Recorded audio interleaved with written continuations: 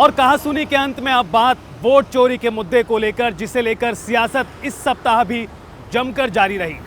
बिहार में कांग्रेस नेता राहुल गांधी ने वोट चोरी के मुद्दे पर कह दिया कि वो अब हाइड्रोजन बम फोड़ने वाले हैं, तो इस बयान को बीजेपी ने आड़े हाथ लिया और जबरदस्त पलटवार किया।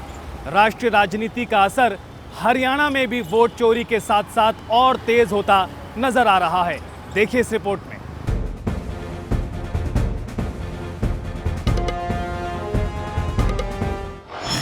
वोट चोरी पर जारी सियासी घमासान, एटम बम के बाद हाइड्रोजन बम, राहुल का बयान, बीजेपी का तगड़ा पलटवार। वोट चोरी का मुद्दा है कि थमने का नाम नहीं ले रहा है। कर्नाटक, महाराष्ट्र से लेकर बिहार तक जमकर इसकी गूंज है और इसकी सियासत से हरियाणा भी अछूता नहीं। हरियाणा में भी इसे लेकर जमकर बयानबाजी हो रही है। दरअसल बीते दिनों 1 सितंबर को कांग्रेस नेता राहुल गांधी की बिहार में वोटर अधिकार यात्रा समाप्त हुई, लेकिन यात्रा खत्म करते करते राहुल गांधी कुछ ऐसा बोल गए जिस पर राजनीतिक विस्फोट हो गया। बीजेपी के लोग अच्छी तरह सुन लीजिए। भैया, एटम बम का नाम सुना आपने? सुना है एटम बम का नाम? उससे बड़ा क्या होता है? उससे बड़ा क्या होता है? एटम बम से बड़ा हाइड्रोजन बम होता है। होता है नहीं होता है? माधवपुरा में हमने एटम बम दिखाया था। बीजेपी के लोगों तैयार हो जाओ, हाइड्रोजन बम आ रहा है। हाइड्रोजन बम आ रहा है, तैयार हो जाइए। आपकी जो सच्चाई है, वोट चोरी की सच्चाई है, वो पूरे देश को पता लगने जा रही है। राइट? बिहार की जनता, बिहार के युवा, बिहार के महिलाओं से मैं धन्यवाद करना चाहता हूं।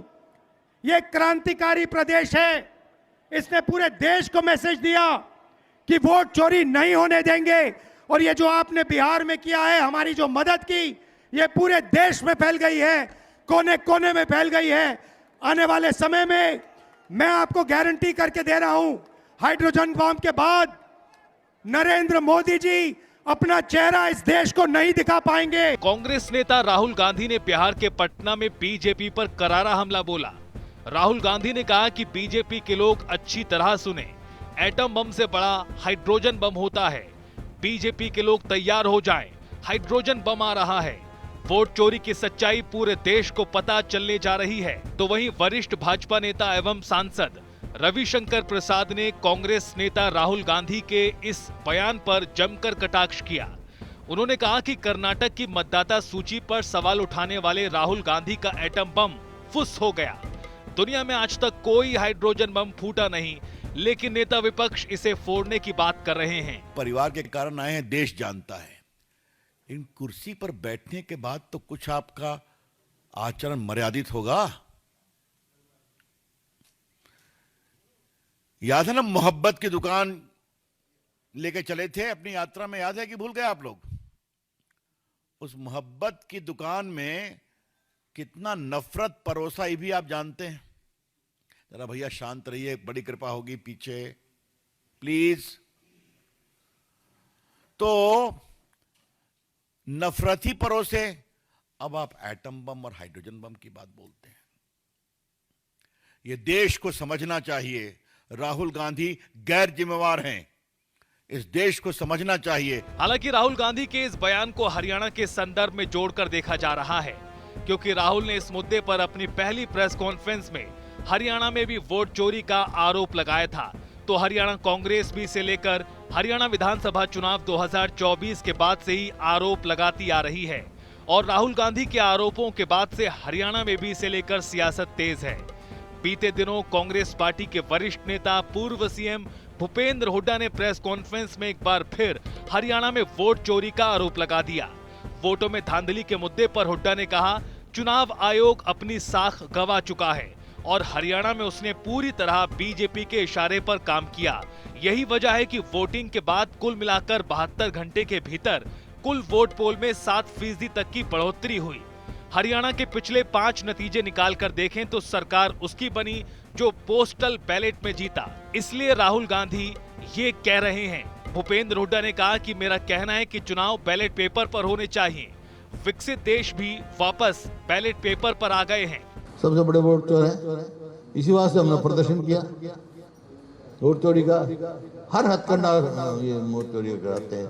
इलेक्शन कमीशन तो इनका बना हुआ है, जो ऑटोनॉमस होना चाहिए, फेयरनेस नहीं रही, उसके इस पे भी सवालिया निशान खड़े हुए हैं। जिस प्रकार से हमारे हरियाणा में हुआ, 5 तारीख को पोलिंग हुई, 5 तारीख को 11:15 बजे इन्होंने एक फिगर दे दी, भाई इतनी % वोट पड़ी है। 6 तारीख को फिर दे दी, 7 तारीख की रात को फिर दे दी शाम को। मतलब 7% के करीब जो है वोटिंग 72 घंटे के अंदर 7% वोट बढ़ गई। जब सब कुछ डिजिटल है, 11:15 बजे तक सब खबर आ जाती है, तो 72 घंटे में ऐसी कैसी वोट पड़ गई भाई। और यही नतीजा आप देख रहे हो, ये तो प्रत्यक्ष को प्रमाण की जरूरत नहीं। हरियाणा के पिछले 5 नतीजे आप निकाल के देखो। राहुल जी ने भी इसी बात हरियाणा का कहा है कि सरकार उसी की बनी है जो पोस्टल बैलेट में जीतता है। हम 90 में से 76 पोस्टल बैलेट में जीते हुए हैं, 76 कॉन्स्टिट्यूएंसीज में। तो वहीं राहुल गांधी के बयान और कांग्रेस के आरोपों पर हरियाणा के कैबिनेट मंत्री अनिल विज ने बड़ा पलटवार किया। विज ने कहा कि अफसोस होता है कि राहुल गांधी की इतनी बड़ी नकारात्मक सोच है। उन्होंने कहा कि वोटों का गलत इस्तेमाल कांग्रेस के टाइम हुआ। अनिल विज ने कहा कि चुनाव आयोग हर पंजीकृत पार्टी के जिला अध्यक्ष को अधिकार देता है कि वो हर बूथ के चुनाव आयोग की गतिविधि पर नजर रख सकता है। इसके लिए बीएलए बनाए जा सकते हैं, और अगर चुनाव आयोग दोषी है तो आपके बीएलए भी दोषी हैं। मुझे बड़ा अफसोस होता है कि राहुल गांधी जी की इतनी नकारात्मक सोच है। कभी वो एटम बम की बात करते हैं, कभी वो हाइड्रोजन बम की बात करते हैं। अब वोटों का कम ज़्यादा या गलत इस्तेमाल तो कांग्रेस के राज में भी हुआ। आपकी आदरणीय दादी श्रीमती इंदिरा गांधी का तो इलेक्शन ही जो था, वो इलाहाबाद हाई कोर्ट के JML सिन्हा ने इसी आधार पर रद्द कर दिया था। वो क्या था?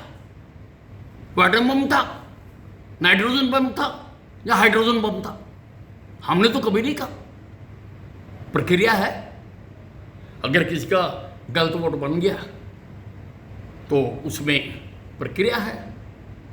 बकायदा चुनाव आयोग समय देता है, 1 महीने के अंदर अंदर वो आदमी को हर एक को अपील करने की बात करता है। और श्रीमान राहुल गांधी जी, अब तो चुनाव आयोग हर पार्टी के पंजीकृत पार्टी के जिला अध्यक्ष को अधिकार देता है कि वो हर बूथ के लिए चुनाव आयोग की गतिविधियों को नजर रखने के लिए अपने बीएलए बना सकते हैं। अगर चुनाव आयोग दोषी है तो फिर आपके बीएलए भी दोषी है। बहरहाल आने वाले दिनों में देखना दिलचस्प होगा कि राहुल गांधी अगर सियासत का हाइड्रोजन बम फोड़ते हैं तो क्या हरियाणा के संदर्भ में होगा या किसी और राज्य के। लेकिन जो भी हो, इस मुद्दे पर अभी सियासत कमजोर होगी ऐसा बिल्कुल भी ना सोचें। कांग्रेस के आरोपों पर बीजेपी भी जमकर पलटवार कर रही है। स्पेशल डेस्क, जनता टीवी।